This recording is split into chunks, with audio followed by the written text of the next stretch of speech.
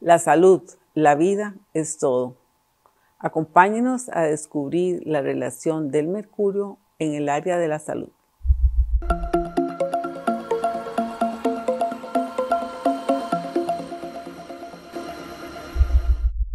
Un saludo muy atento y cordial para todos ustedes. En este espacio y oportunidad tenemos la presencia del doctor Juan José Cordero, profesor de la Escuela de Medicina de la Universidad de Costa Rica. Bienvenido, Juan José. Un placer. Pues muchas saludarte. gracias y también saludos a todas las personas que nos van a ver.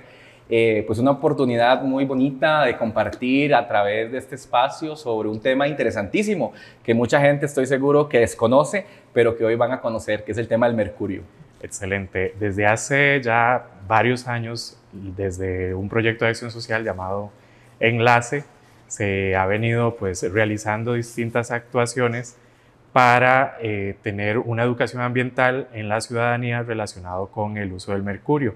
Particularmente nos interesa generar procesos de concienciación ambiental para generar también buenas prácticas a nivel de industria, en el área de la salud y por supuesto en la conservación del ambiente. ¿Qué nos podría decir usted como especialista en el área de la salud en relación con el uso que hay del mercurio a nivel nacional y qué implicaciones pues, a nivel sanitario y ambiental pues, ha tenido el uso de esta sustancia en nuestro país? Muy bien, sí, lo primero que hay que tener en cuenta es que el mercurio forma parte de lo que llamamos metales pesados.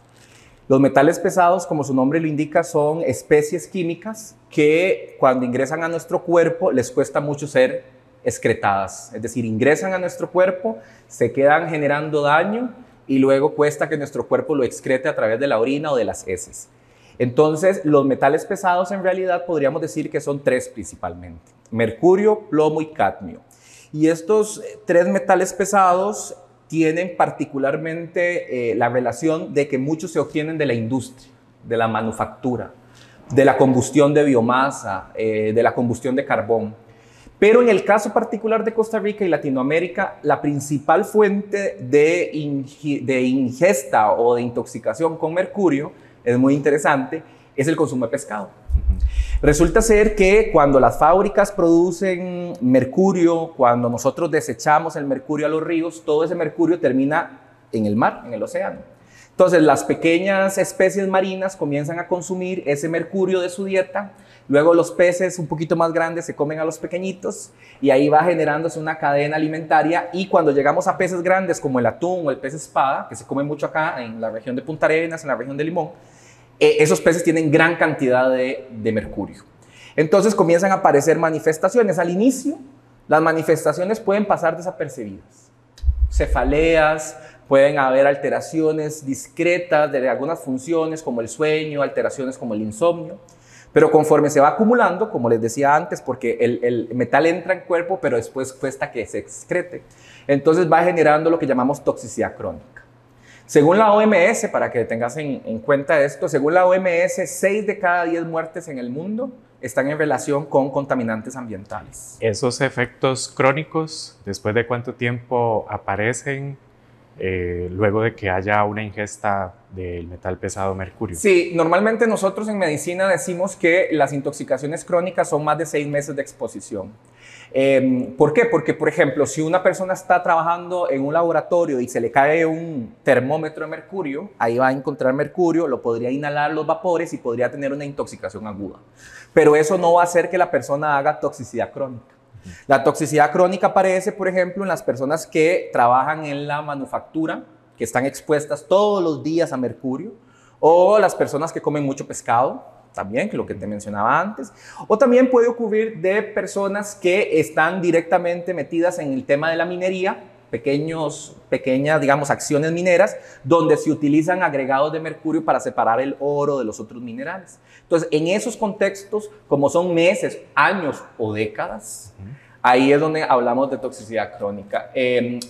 Lastimosamente no tenemos datos en Costa Rica sobre cuál es el impacto del mercurio. Hemos tenido ciertos accidentes en industria principalmente minera a cielo abierto o minería, digamos, a pequeña escala, donde se ha vertido, por ejemplo, aguas residuales de ciertas minas hacia los ríos y hemos visto muertes extensas de peces, camarones y otras formas de vida acuáticas. Pero en Costa Rica no es un gran problema, o por lo menos no es un problema muy descrito.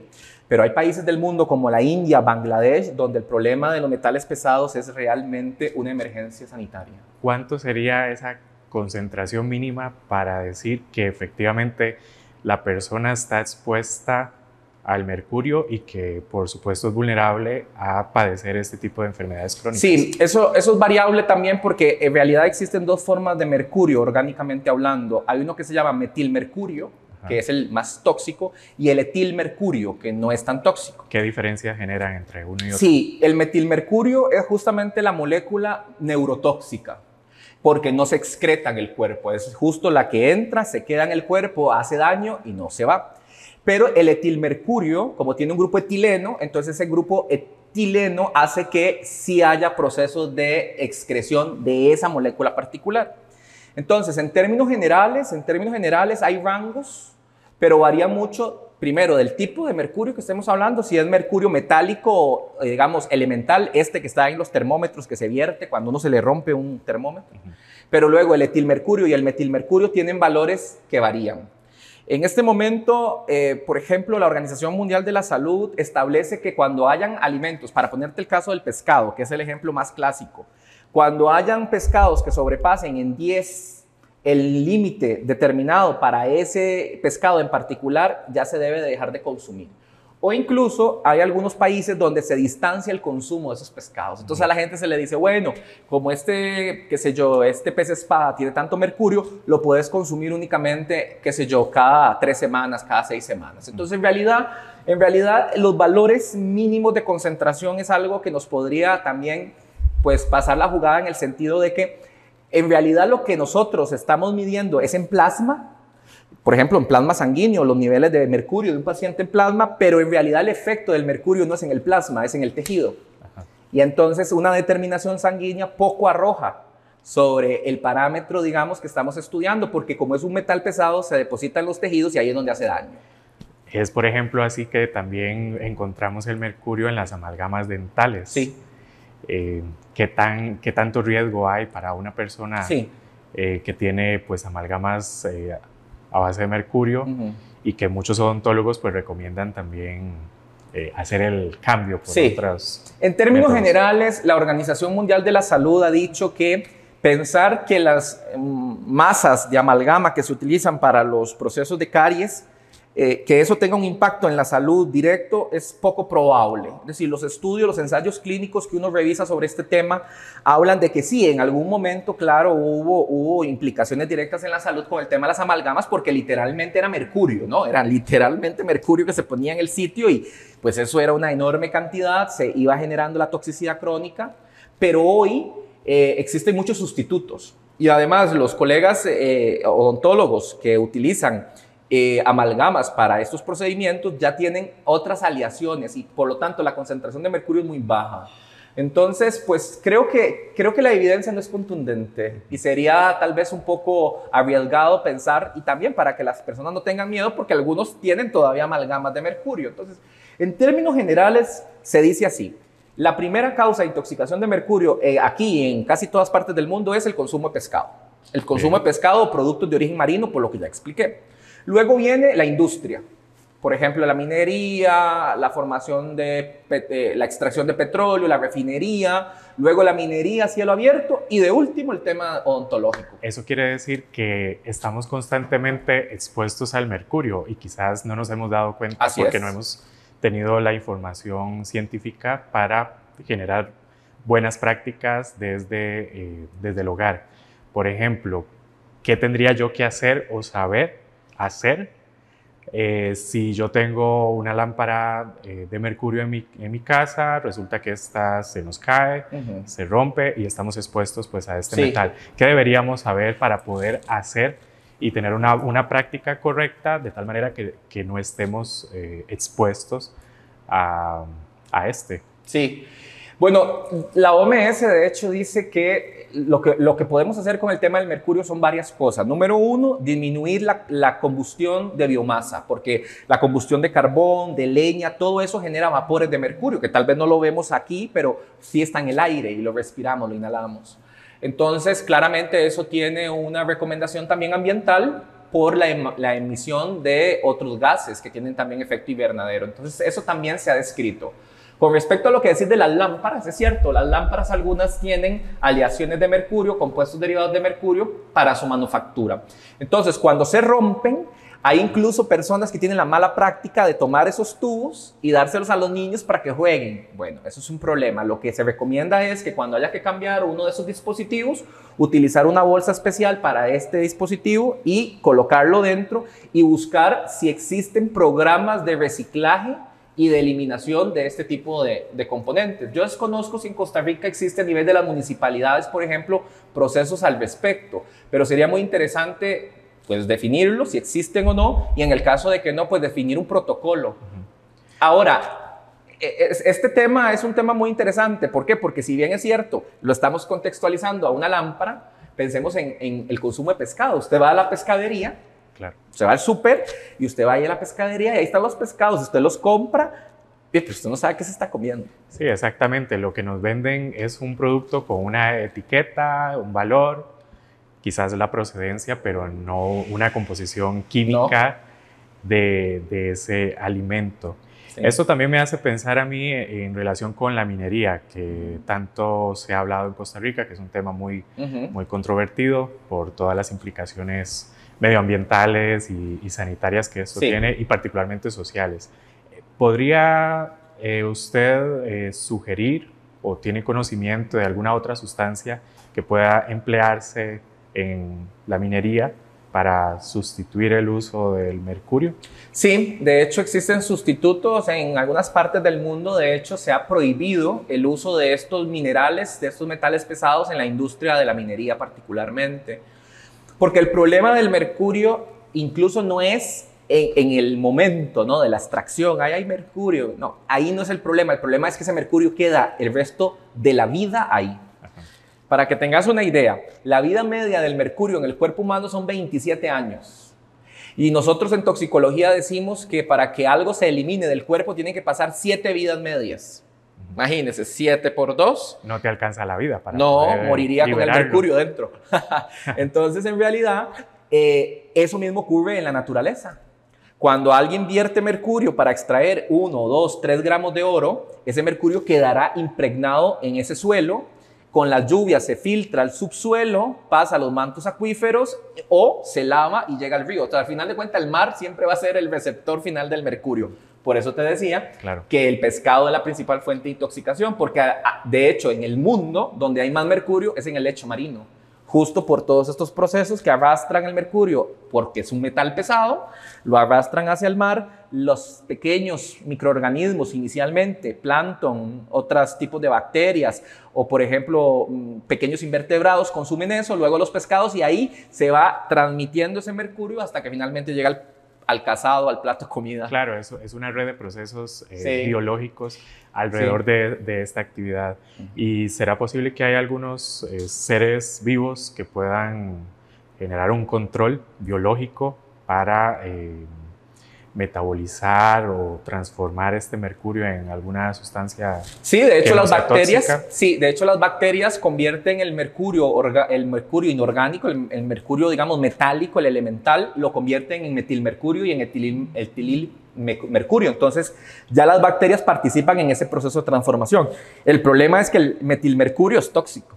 El otro, el etilmercurio, pues no es tan tóxico, pero ya las bacterias participan. Sin embargo, hay que entender que como el mercurio es un metal, es un elemento, no existen enzimas que corten enlaces porque no hay enlaces, es un elemento atómico, ¿no?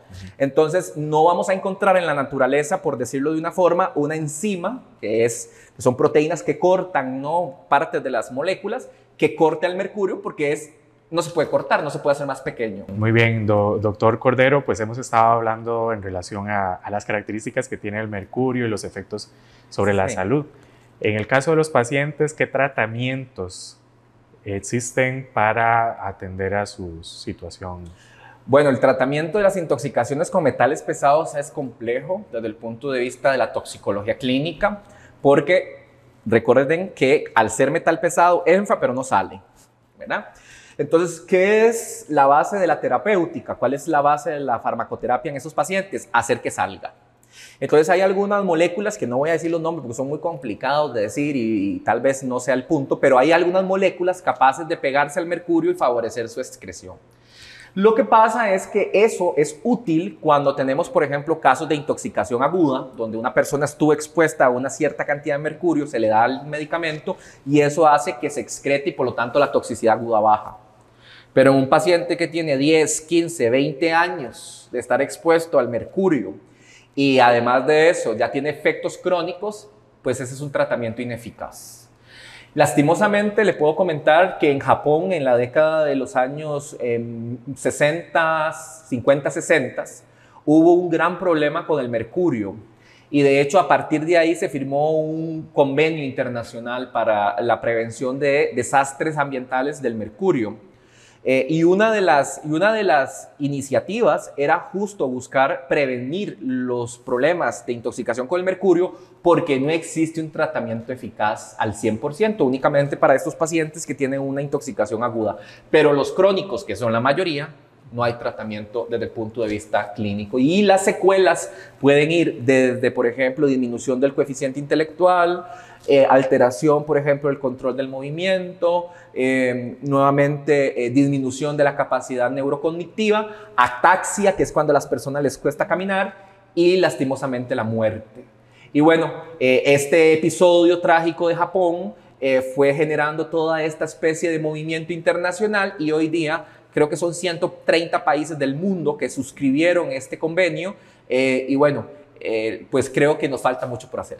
Y a nivel de política pública en Costa Rica para erradicar, o más bien prevenir este tipo de eventos por intoxicaciones por mercurio o el uso a nivel de industria o en universidades, ¿qué acciones específicas se están realizando a nivel costarricense?